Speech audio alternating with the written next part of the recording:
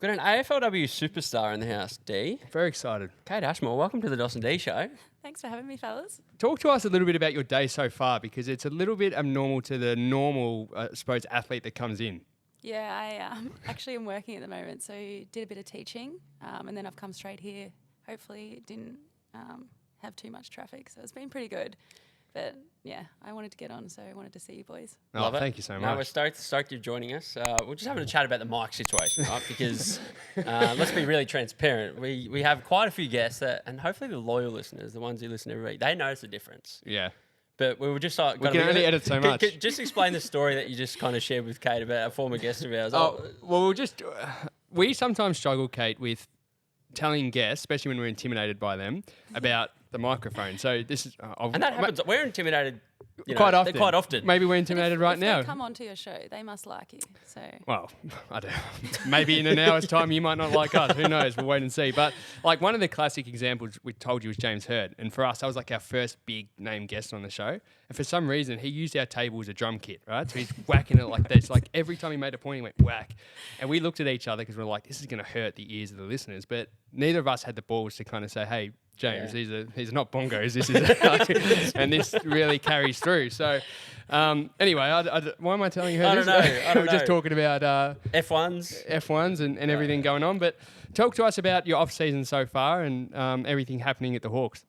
yeah, off season's been really good actually. I got a dog. Oh, cool. Exciting. Yeah, little Freddie, Breed. Dalmatian. Oh, lovely. Yeah, I've only ever had girl dogs as well. So a boy's like, I absolutely love him. Yeah, He's, nice. very cuddly, which is nice. Was it pup? Yeah, pup. Same place I got my other one. And then so I've been doing a little bit of training, and then we've got a new coach, and then a lot of new girls coming through as well.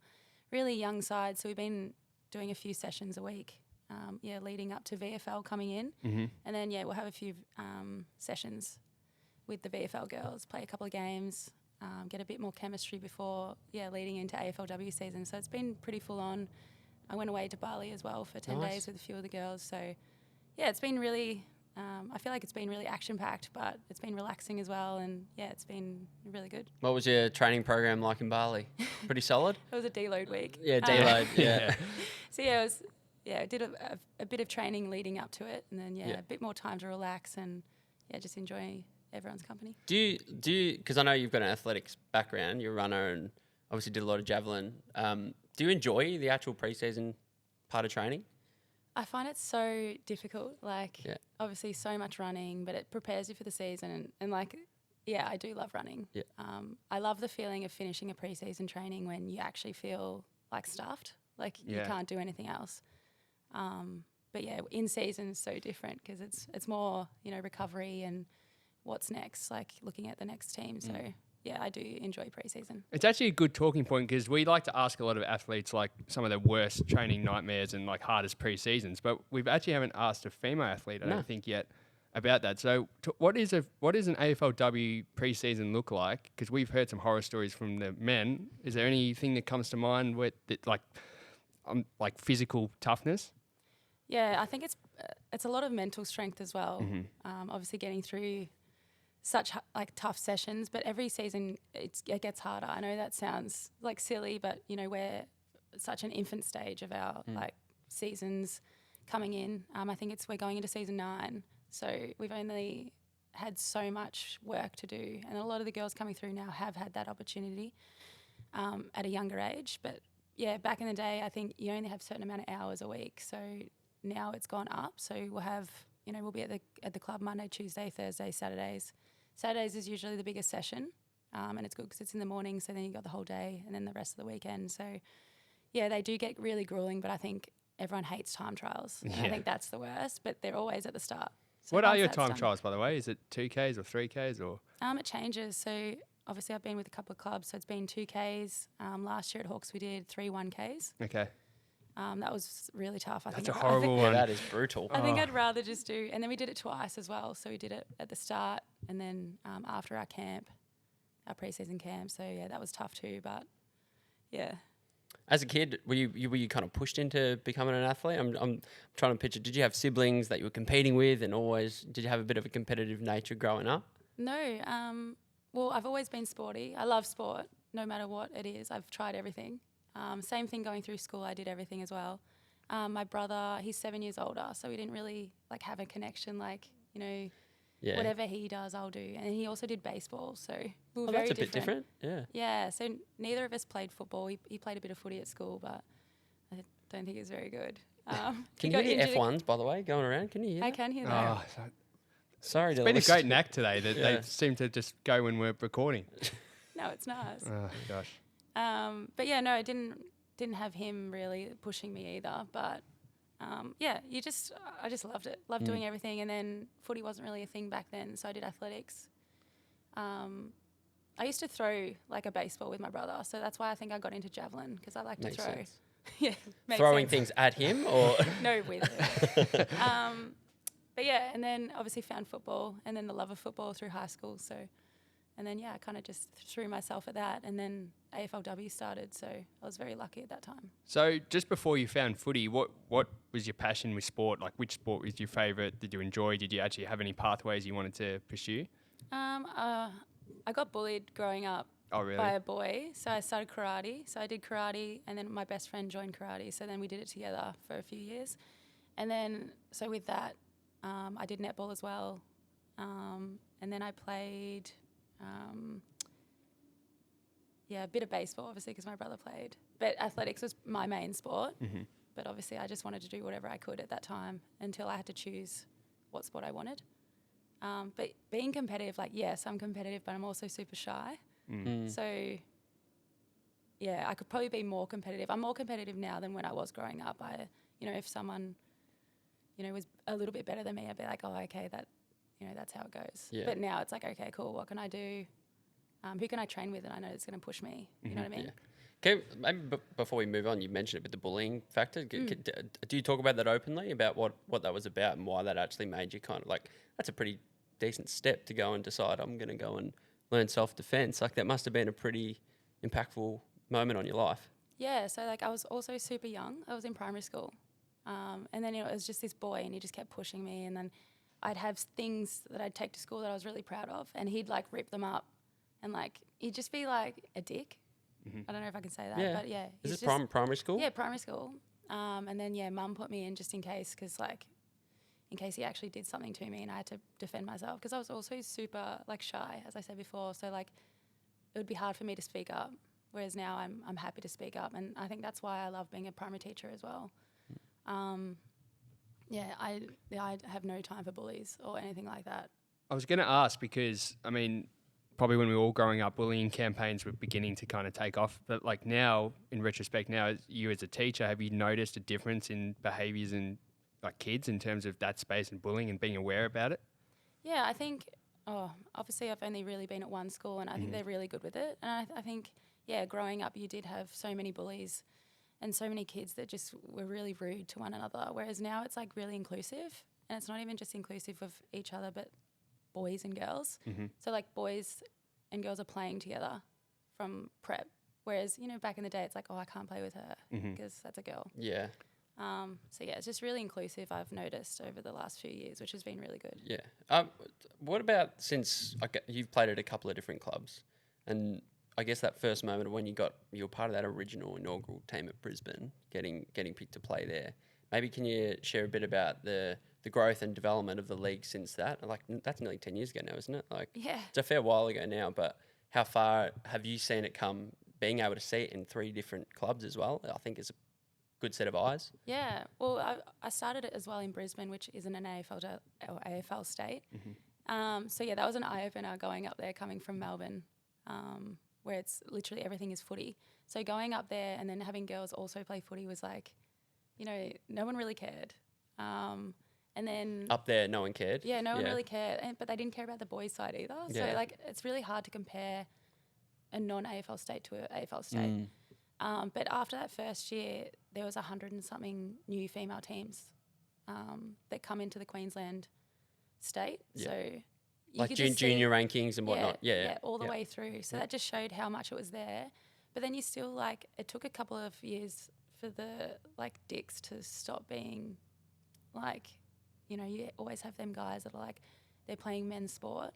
Like, don't watch. If you don't want to watch, don't watch. But from season 1 to now, it's just come so far. Like, you know, we've got the resources and stuff now, and you can see young girls starting at Auskick level coming through, so you can see that they're coming in with actual skills. Yeah. Whereas back then it was like athletes, just being chucked on the field. So true. Yeah. Hoping for the best. It's crazy because, like, I know even my previous football club, like, the last season I was there, the women overtook the men in terms of how many players they had playing. And, like, my sister's the captain at the club. She's very involved, and the growth is just unbelievable to look at. Were you a fan of the sport prior to starting to play it? I think I read you're about 13 or 14 when you started to play, but who was your team? Who was your allegiance with? Yeah, so I started in year 7. Yeah. But mine was Richmond. Okay. I didn't really, like, I loved Matthew Richardson and Matthew Knights. Matty Knights. I know. I haven't heard that name. Like, he was a gun. Yeah. I saw him the other day coaching at one of the clubs. He was on at the West TV. Coast, I saw. Yeah. Really? No, I just loved, I don't know what it was, but obviously just took a shine to them. The footage of him with the blood from the Yeah, eye, that's all I liver think punching about. him, you know. Yeah.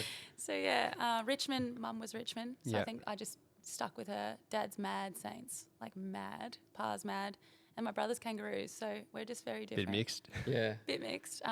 But like my brother kind of went across when Carey was playing Oh, the duck. Yeah. the duck. So yeah. This episode of the dos&d show is brought to you by our good friends at Fleet Plant Hire Solutions. What a cracking episode this is. We couldn't do the show without FPH. I tell you what, Katie is a woman of many talents. I tell you, a company of many talents. Fleet Plant Hire Solutions. You know, the one talent they're the best at, the customer service, the Oh, customer yes. care, caring about you guys. So if you guys want to know more about FBH and the amazing stuff they do, head to fbh.com.au. Back to the episode with Katie. Was there a moment I'm sure you would have met now becoming, you know, part of the AFL system yourself? Did you get to meet Richo or some people that you might have looked up to? Was there a bit of a starstruck moment at all? Yeah, I still get starstruck meeting. I don't know. There's just like obviously playing AFLW now, you see what they go through behind the scenes, like all the Hawks boys, like how hard they work and stuff. But yeah, when I first met Richo, I was like, oh my god, like I couldn't because I've sent him so many letters. Oh, Like, really? Growing up, Not 'cause- DMs, letters. No Yeah. letters, because I was like obviously That's so going through, sweet. like, That's so sweet. high school, Yeah. primary school, and whatever else. And I remember he sent one back, and it was like it Really? was a card. It was probably a generic one. It was a card, and it's like his photo on the front and with like a little signature inside. I've still got it. It's at Mum's house. I was stoked. That's amazing. Richo, you're a star. Richo's been on the pod too. Oh, Yeah. gorgeous man. God, we love Richo. Oh, yeah. Well, He's so good. Yeah. he's amazing. So is your allegiance now, do you watch the men's and are you now, do you follow Hawthorn? Yeah. It- I follow Hawthorn. Hawks are my number one. Yep. But like obviously being at Kangaroos and Brisbane for a little bit as well. Like I just want Kangaroos to win. I want them to get on the other end of the ladder. Yeah. And yeah, I like Brisbane. I love the way they play. So I don't really follow Richmond now. It's a bit weird now that you get older. Well, I was going to ask, like, what's the relationship between the men and the women at the clubs? Like, do you go along to games? Do they come to your games? How involved? I think Hawthorn are like one of the clubs that really lead the way in terms of, I know, especially with what Sam Mitchell's doing and bringing in ex-players to the club and trying to get them involved more. Is there the same kind of feeling with the AFL and the AFLW teams? I've never had as much like involvement as I have at Hawks. Like they've been incredible. I don't know if it's just because every year is developing, but yeah, as soon as we started at Hawks, they've just been incredible. We had it was like a day in the life where a few girls would go and just hang out with the boys program, just see what they do. Who did you get? some Did you do knowledge. it? No, because I had work. Oh, I was going Oh, to say. no. I know. How did they find the experience? And The who girls- did they get matched up with? Well, they go and it depends obviously what position they play as well. Gotcha. Yeah. Yeah. So then, they go through all the meetings, trainings, on the track, in the gym, lunch with them and stuff like that. What a great idea. And it's like really inclusive. But then the boys, like we're allowed to obviously go in when they're in there as well. Yeah. And then they're all just so lovely. Yeah. They just treat us like one of them, and it's the same with the whole place. So the people that work upstairs, media, membership, everyone. So Sam, has done really well to like really bring everyone together. Yeah, for sure. And you can see that from the outset. And people are already saying he's like, even though the men's team, aren't necessarily making finals at the moment or up the top of the ladder, people are It's saying. only been run one round. Sorry He's about written that. them off already. And we Well, Get the the Bulldogs beat him by a lot in the practice game, but He's a mad doggy, but- like mad. but everyone's saying he's probably like people are saying in the media they think he's probably could be the best coach in the league. Like I we're outsiders. We don't actually get that perspective. But walking past him in the, in the corridors and things like that, I'm sure you get a persona on what he's like in terms of probably more so building the culture. Yeah, he's been, obviously leading the way in the culture front. And, he's just, like, super lovely. And I don't know if it's just because he's, like, kind of young as well. He's just, like, he's so entwined with everyone. He knows how to, like, talk to everyone. He's actually gone out of his way to, like, know the girls' names. And I think that's something small that I think every coach should do. Yeah, absolutely. 100%. So we'll come back to your career shortly, but going back a little bit, talk to us about your early memories of actually playing. And I don't know what it was like back then to actually start playing footy and develop into, obviously, a professional in the end. But talk to us about those early memories. Yeah, it's so I obviously played at high school, barely got numbers to any trainings or anything like that. And they just chucked me in the middle because I could run. Yeah. And I'd literally just boot the ball. I wouldn't hit up a target or anything like that. Like, it was just so rogue. So it wasn't girls and boys playing against each other. This was just okay. like just a girls, women's comp. But it was like 1 day a year. Oh, right. 1 day a year. 1 day a year. It was like the footy day, which everyone was like stoked about. And then we were actually all right after a couple of years, and we joined the Ballarat League, which we played like Loretto College every Thursday night for a few weeks. That was really fun. But it was just like my memories are literally like I don't have no knowledge of any positions. I just literally ran around, did whatever I wanted, and so did everyone else. And then I joined Melbourne Uni. I found a team actually before that in Ballarat. And they kind of taught me a little bit, but I had no knowledge like of positions and like how to play or anything like that. And then went to Melbourne Uni, and that was a bit more professional.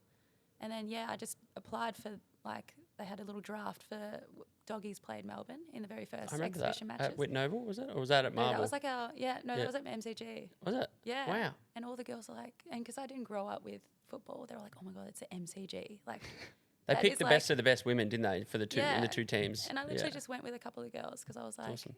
Oh yeah, like if you get picked, that's so sick. And then I was picked number 39, I think. And then went to the Ds, got delisted, picked up again by the Ds, delisted, and then I got picked up by the Doggies. Stayed at the Doggies, and then obviously I was like, well, I don't want to be delisted again. So then I worked really hard on my skills and stuff like that, and then ended up being priority pick for the Lions, which I was really stoked about. Bloody hell. So did you play in that game on the MCG? Yeah. What was that like? No, it was like sick. You just brushed over that. Like that's a pretty awesome thing. Sorry, I didn't mean to brush over yeah, it. that's like, huge. Yeah, like, now I like know the time, significance of the MCG and how it's like the holy grail. Yeah. Whereas back then I was like, everyone was like so nervous, like oh my God, like, but like. Back then, it was literally just all of our families, few friends coming to watch. So it wasn't like packed out. No, but it was sick. Like the air just felt so like it was like so chill, and like I don't know how to explain it, but the smell of fresh grass and it's just you can imagine like what it would be like for the boys to run out. Like it's just sick. The Coliseum. Yeah. But you said like you went and are you talking about a tryout or you just went and put your name in like to get picked for this? Yeah, you said the D's. Like, how did that work? And I know it sounds like real rogue, but you just. Let's go put our name down. Is this like a I'm like, is this a combine or is this? Are you playing a game or? It's different now. So now we have the combine, like the boys. But back then it was literally you nominated, and whoever was with each team would either watch your games or like have some footage of you. Okay, so that's how they. So it's not like like Joe Blow random off the street. Like it's credibility. You got to be able to run and kick and be at an adequate standard. Yeah, that's amazing. And then obviously you go up to Brizzy. I mean, that first kind of season, what was it like? I mean, I'm sure going from you said you got delisted a couple of times, then you got an actual list spot. The seasons I know pretty short that first season. How was it transitioning from that in between kind of, I'm not sure if footy's going to be my actual life or career to now actually being on a list? I'm sure that's a pretty, special feeling. Yeah, it's probably one of my favourite moments thinking back now. Because like I just finished uni in 2016, which the end of 2016, then I moved to Brisbane. So like I had to go through like, my teaching rounds, and I had 6 weeks of that. So at the end of my teaching rounds, because I were in Ballarat, I tried to get Melbourne so then I could go to training and still do all that stuff. But yeah, Mum would pick me up from school, like from work, school, and then I would do all my planning on the way down, and then sleep on the way back. So Mum would drive me up and back just so I'd be ready to go again, because it was 6 weeks, and I didn't want to miss footy. And then when I went up to Brisbane, I'd moved, I think, a couple of months before that to Melbourne, so I hadn't really lived out of like Ballarat. And then I was a flight away from Mum, which I'm a big family person as well. Yeah. And then it happened all so quick, because like when we went up there, they were like, okay, Brisbane Lions are going to be the wooden spooners. Let's just have some fun, because we don't know what's going to happen. And it was literally like, you don't play everyone once, but whoever is on the top of the ladder, the top two, will play the grand final. And we're like, okay, well, let's just win 1 or 2 games. Like, that'll be so fun. And then a girl that I went to school with, I played with her at Melbourne Uni. She got picked as well. So we drove up together in her van. In her ute, sorry. And we just had the best time. And it was so fun. We won every game, obviously lost the grand final. Yeah. But it was just so, it's just amazing. Like, we played footy every night and then stayed by the pool all day. So it was literally like living a the holiday. life. It's a good lifestyle up there, yeah. Oh, Yeah. so chill. I lived up on the Gold Coast last year for 7 or 8 months. Yeah. I know it's not busy, but I loved it. No, but I love it. We went up to Brizzy a few times for the show. Like, it's hot up there. It's so hot. Bloody It's so hell. nice. I'm never going back in Jan No, ever that again was after what horrible. happened this year. That was Yeah. horrible. Yeah. Did you actually move your life up to Brisbane at the time, or were you? So how long was that? So it was 6 inaugural- months. So I was up there for 6, Okay, back 6. for 6, up for 6, Oh, I see. back for 6. Wow. Okay. I know. Because So- I was still working for CRT down here, because I had to change my thing to Queensland if that was the case. But I didn't want to do that. So I was just up and back. Every 6 months. Wow. So you were keen, I assume, to make a move back to Melbourne to play down here. Yeah. Yeah. So how was that first year at North? Obviously, you've gone from a successful club to another, like, pretty successful club on the field. How was that inaugural season? Oh, it was kind of nerve-wracking, the North one. It was kind of different. So when we first started at Brisbane, we had the title of Wooden Spoon before we even played. But North, it was so different. It was like, oh, they've picked players from all these different clubs, and they're going to be like, and they're going to win the flag. So we already had that that title on us. But it was really different. Melbourne Uni was affiliated with North Melbourne. So that's kind of why I chose North. And then obviously my brother loved North as well. So it was very different coming from very, very first year. And then North, they had a few different girls come from different clubs, so they had a bit of knowledge on what different clubs did. I think we underperformed that first couple of years at North, but it was a pretty cool experience though as well. Yeah. And then, I'm assuming that, is there much difference going from one club in Brizzy to North? Is there a huge gap in terms of change of everything, or is a lot of the stuff still the same, like the day-to-day? I know, obviously, there's a lot of mundane things as a professional athlete that you have to tick off. You got to tick off all the boxes. But was there a shift for you at all in changing clubs? Was there a shock factor at all? No, not really. I think every year you expect more because the comp's getting better. So I think that's just what happened. Everything got heightened, recovery, like all the professional side, whereas in Brisbane it was kind of like a bit of fun. I know it sounds, but it was at the start. And now it's like, okay, we'll look at diet, everything that it impacts you as a player and what you can produce. So I what feel would be the biggest, like, notable change that you've noticed across your whole career from the start to the finish in terms of that professionalism? Probably what you do for your body. Obviously, I'm getting older now too, so I do a lot of like Pilates throughout the week, like recovery leading in. Whereas back in the day, I'd probably just like, you'd have your training session and then maybe roll out a little bit and that's it. Whereas now it's like, okay, I really need to recover so then I can be better next training session. So probably that professional side of recovery for me. So I know the seasons they're becoming longer and longer. Do you feel like your body, if the season was, say, 23 games throughout the whole year, which is obviously the goal where we want to get it to, how do you reckon your body would go? You're talking recovery. Yeah, well, it's so hard because obviously I'm getting older now. Yeah. All the young girls, they'd say they could play Yeah. 40 games. But yeah, it's literally just all recovery. If you're not doing the right stuff, I don't think my body would hold out. But I'd give it a red hot crack. Yeah.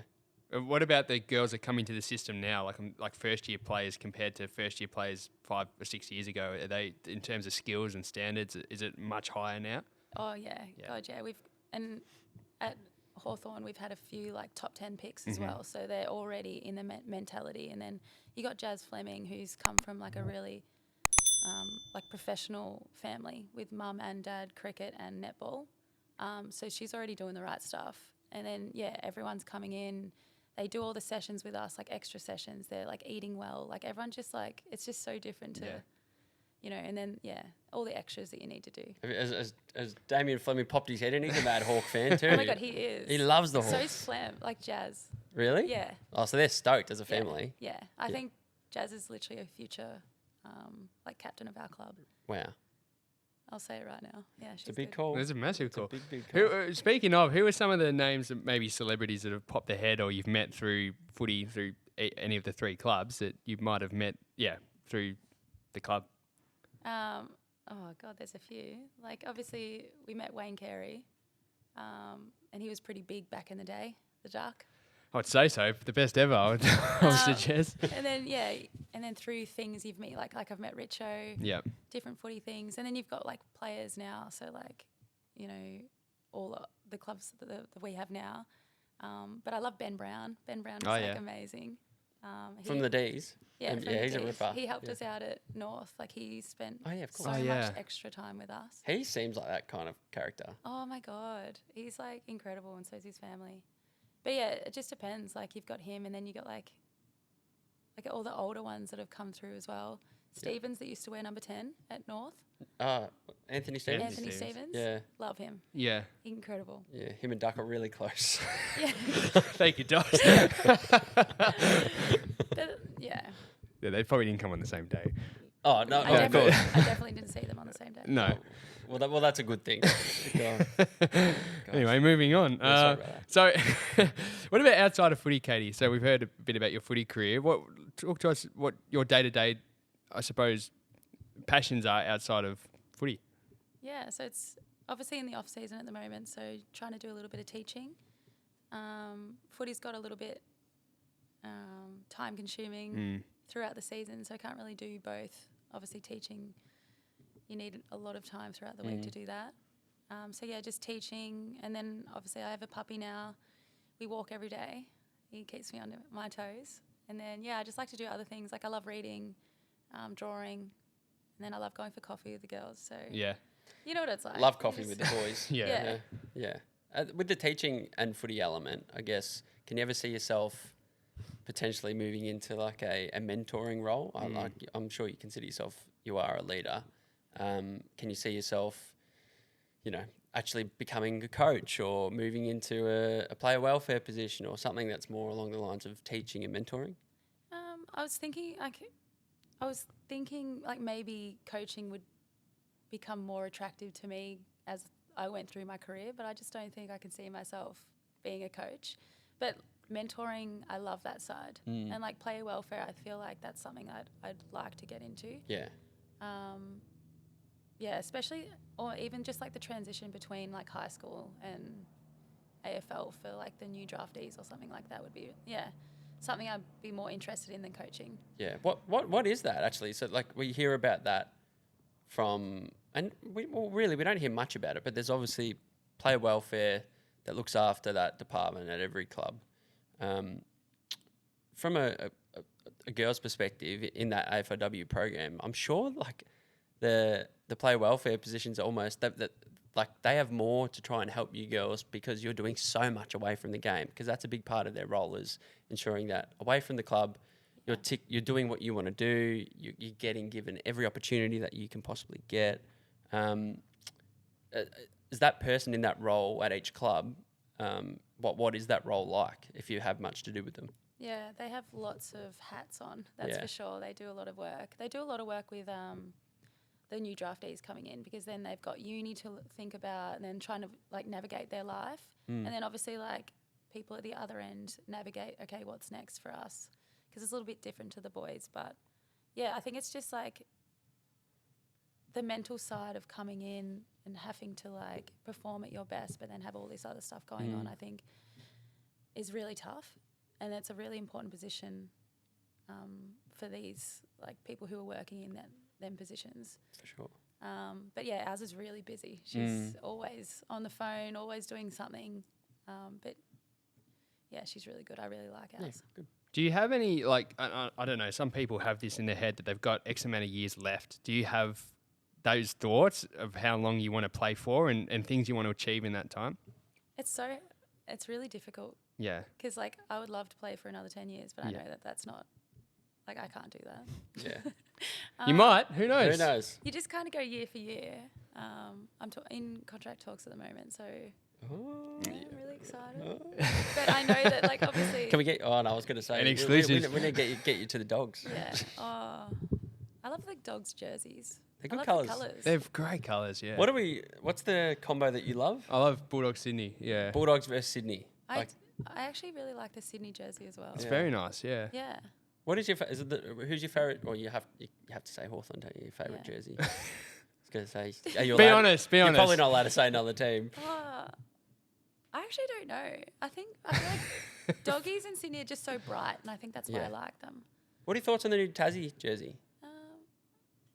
Like, I don't mind it. Yeah. Like, I don't know why people There's a are lot of hating on uproar it. about it at the moment. Yeah, everyone's like hating on it. I don't get it either. It's traditional Tassie. That's what Yeah, I it think looks good. about when I think of Tassie. Like the green with the little Tassie in the middle. Yeah. I love it. I'm all about it. I You like wouldn't mind, it? I wouldn't I mind like the it. Tassie devil facing I forward. agree. I want that. Oh, you mean the logo? Yeah, like, why is it on the Yeah, side? it's side. I It's don't very mind it. NFL, like, in my Actually, opinion. true. It's That's a good very point. side on NFL. I was going to say, where's my 49ers hat? I'm always wearing that. For a man that does not follow the NFL. No, I don't. But I like the Tassie Guernsey. Yeah, I don't mind it. I heard Richo and Sam McClure having a blue about it this morning Really? on the radio. Oh my yeah. God, were they? Yeah. Yeah. Who was on which side? Richo was on. Richo would love what do you it. reckon? Richo was on the Tassie side. Oh, saying, okay, yeah. Richo's proud. Tassie. Yeah. I heard that they might not actually use that Guernsey. They'll use it as a Well, one-off, like that's what their Sam first McClure game, was and then they're saying. going to change Yeah. it. Yeah. It's just Surely they'll keep green though. yeah, They'll keep the colours, but they might change it. I don't know. Yeah. I don't know why. I think everyone just hates everything. Like Yeah, everything, everyone's like, so negative. Yeah. Yeah. Can't- like, yeah, you we can't need please some more everyone. positivity. Yeah. Yeah. Well, speaking of, like, I'd love to hear, like, your opinion now on, you mentioned, you used the word dicks earlier in terms of probably the inaugural stages of the AFLW competition and probably the flack you copped. Did you cop anything personally? I don't know if it's on social media or anything for just being an athlete in a sport that's trying to overtake a traditionally men's, or not overtake, but compete with a traditionally men's sport? Oh yeah, you get some here and there. You don't really get much anymore. Like, you might get a couple of private messages or something like that. Yeah. But you know, I think it's kind of changed. Whereas if you don't play well now, you might get a couple of comments, which is normal, like the boys do. But back in the day, it was like really like towards you or like real personal, but then also like get back to the kitchen, like all those comments. Yeah, I Did just you used hate to that. cop shit like that? Oh. Yeah. So frustrating. Are there people that, like, are gambling? Do you cop that? There's, Uh, like, people that lose bets and they, like, we hear this a lot with guys. Yeah. But does this happen with you guys as well? No, I haven't heard of anything. Like, I got a few messages last year saying that I was in their fantasy team and like I saw that you had like a corky or something you're playing next week, like stuff like that. Wow, that's commitment. Yeah. But yeah, not really. Like, it's come so far. I think what people need to think about is, yeah, we're going to be not as great as the men for a certain amount of time until our skills get up to scratch, and then we'll be a product for a lot of people to watch. Whereas we're doing it now for our future generations. Like, as a teacher, our kids coming through, young girls are picking up the footy. It's not like it's kids who have, like, adults who have, like, kids, like, girls. Like, they have something to look forward to. They have someone to look up to. Like, it's just, I don't know, it's bigger than football. Yeah. And you look at a great example of that, and I don't understand why it's such a competition. Like, but soccer v Yeah. AFL, right? The great example is when the Matildas, made that semi-final in the World Cup here last year, which it just took the nation by Oh my storm. God, I Like, can't it was, that was it was the most ridiculous. amazing I thing. was on board, 100%. Yeah. Oh, yeah. And I loved it. But you've got girls who are at that level because they're playing from such a young age. Like, they are going grassroots and they're learning the skills needed, building their way up. And look at them. Yeah. We've started so late for the Yeah. girls in our industry, but people don't look at that. Like, No. it's very much like you said earlier. It's grab a basketball or grab a rugby player or grab a javelin thrower or grab Yeah. and put them in a position and just hope they can run around and handball and. Yeah. But it's much more than that, isn't it? Yeah, and like kicking is like so hard if you haven't kicked an AFL footy before. Mm. You know what I mean? So yeah, our skills will only get better. We're just going to need time. Yeah, absolutely, and you can see it developing like pretty rapidly anyway, Yeah. which is cool. Well, do you reckon we jump to the golf box? Yeah, why don't we I give it a go? reckon. Where is it? I've heard good things about this golf box. Yeah, well, it's unpredictable, Katie. Anything can happen in the golf box. There's plenty of options inside. We'll chuck that inside. Do you want to do the ad read? Oh, I don't have it. I don't know it off by heart. You know it off by heart. So, yeah, because we do this week in and week out, I should have the ad read in front of me, but I don't. Don't look. Don't look. There's plenty in there. But what is in the golf box is brought to you by our good friends at Golf Box, Australia's greatest golf superstore. If you need it, they have it, and it gets to you fast and free. Shop online now at golfbox.com.au. Lovely. That was explain- really well done. Thank you. Do you want to explain the rules? Game is fun and simple. So Golf Box, our good friends, they provide us a lovely little box of what's inside. It's Goodies. Goodies. Yeah. So each goodie, goodies, bits of paper written with a question. Goodies. Basically, That's a our word of the challenge day. game question. You could pick out either of those three. A bit quirky, makes me bit provocative, nervous. bit fun, a bit different. Not your classic. What's your favourite food, Kate? Like we're talking something a bit more complex than that. You're going to put your hand in there, pick one out, and I'm keen to see what you get. Now, are you up a for it? golfer, firstly? No, I'm not. Okay. Would you be But interested in learning? Yes, yes. Okay. Great. Well, we might I have a love nice going to the prize for driving you range. afterwards. Yeah, okay, cool. We might send you to the driving range with some brand new gear. Yeah, oh my God, don't you? Making me nervous. Okay. Look at the tats, by the way. Yeah. Oh, yeah, I've got it. Yeah, my mum doesn't really like them. Oh. Okay, you ready? I'm Yeah. ready. Gee, she's looking in there. There's a lot in there. Dos, there's heaps. What's the dumbest injury you've given yourself? Oh, this is good for athletes. Mm. Got a dumb one? Oh, Maybe not even what you've given yourself, but one that you've copped over the journey. Have you cut Have you ever done something? cut a Does it have to finger be at cooking? footy? No. No. In Could the be kitchen? Could be in a. Falling in Night the out? shower? Yeah, night out. We love the night out ones. oh my God, I hate nights out. Anyway, Don't say no, like- hamstring. no, like, okay, so the dumbest would probably be, I reckon I was like 13, 14. This is the first one I can think of. And like dumb because I'm so shy. I don't like going down hills on bikes, which I do now, but back then I didn't. And I'm used to not having front brakes on the bike. So this boy that I really liked was like, let's go to like the bike jumps. I was like, yeah, cool. We went in like a little group and we were riding around, and then he went down this massive hill and I was like, I just don't think I could do it. And then he was like, come. And I was like, okay, yeah. Anyway, I went down halfway, put the front brake on, broke my arm. Oh, no. Fully broke my arm.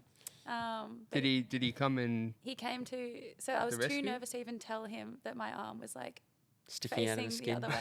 Oh. So I like got no. up and I was like, oh, I'm just going to walk home. So like I ended up walking home, but yeah, they all like realized that I'd broken my arm. So they came with me to the hospital. I got it fixed and then, yeah.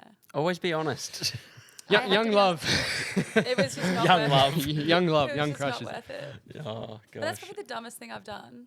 Oh, see, that sounds like something I would have done too. Yeah. Like to impress a friend or try and impress a girl. Or yeah, Have you I ever done anything trying to impress a girl? You would have. I would have.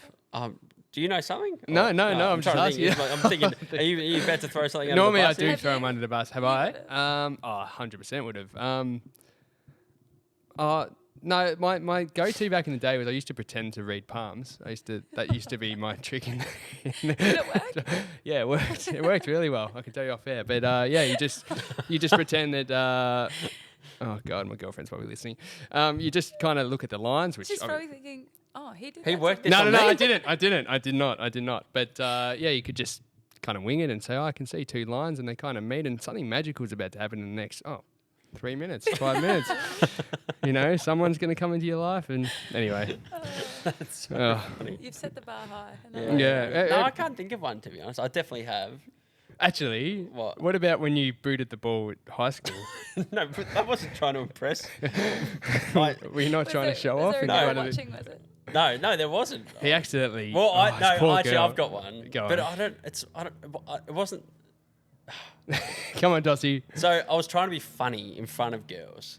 We were on a family trip, and I was just.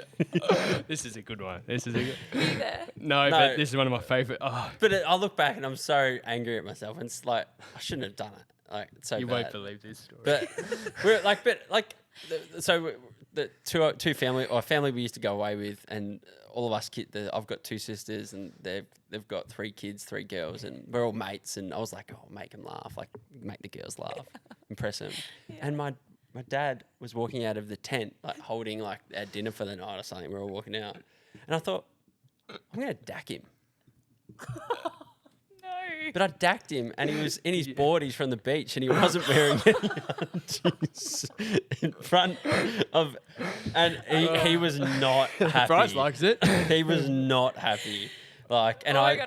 I wouldn't either. he was shocked. Like, He didn't drop the plate. no, I think he Oh turned my straight God. around. So did you have to lift? Because you No, had I his hands- did you have grabbed him. Yeah, So you have to pull him back up for him, did you? I think I might have. No, I cannot. But Did they laugh though? I think it was more shock. Probably embarrassed. Yeah. Even just saying it just makes me feel terrible. Isn't it funny how we Sorry, do this Dad. golf box? Isn't it funny when we do this golf box segment? It's our confessional. And yeah, I know. It's like we the whole point is to get the guests to say something embarrassing, and we always end up Saying throwing something ourselves worse. under the bus. Yeah. Oh, that's a good one. That is so funny. Oh, God. The things you do. Well, Kate, thanks for joining us. It was good fun. Good to hear your story, hear more about you, get to know you. Hopefully the listeners have got to know a bit more about you as well. And make sure you let us know what you buy with that voucher. We Well, might go. actually- We might go for a hit of golf. There's a prize pack for Katie for coming on there? the show. Yeah. I forgot about that. You did forget about that. So Katie, for joining us on the show and for How could I completing that. forget? I don't know. I was too worked up about that story. I'm I'm too. embarrassed for you Yeah. still. He's Oh, rattled. He's I totally. am rattled. He's totally rattled. So, for Golf Box has generously given you a $250 Golf Box voucher to their store. that So is you can go and get yourself a nice driver for the driving range, or you might get some apparel, some nice clothing for our. We always suggest to our guests Yeah. if they don't love golf, there's plenty of good clothing. And then our other major partner, Fleet Plant Hire, they're actually not a golf company, but they love their golf. They're an earth moving company. Basically, they've decked you out with a bunch of golf stuff too. So golf balls, tees, Oh my a God, I towel, love that. gloves. You'll be Socks. set. Socks. Yeah, Yep. you'll be set Oh my for God, that is a day on the amazing. course. So yeah, make sure you enjoy that. So yeah, maybe the PGA Tour. Yeah. Yeah. Oh my Yeah. God. Could be See, next- see me in a couple of years. Yeah, that's when I it. retire. Post footy. There you go. Easy Oh my God, that is transition. so Or sick. Grand Prix. It all one of the started two. here. Yeah, Kate loves the Grand Prix, don't you? Yeah, I do. We Yeah. were just talking about it off air. Yeah. Yeah, doesn't it. miss it. Don't really have time now. Okay. Yeah. All right. Yeah, we'll wrap that up. But no, thank you so Thank- much for joining us. No, thank you for having me. It's been amazing.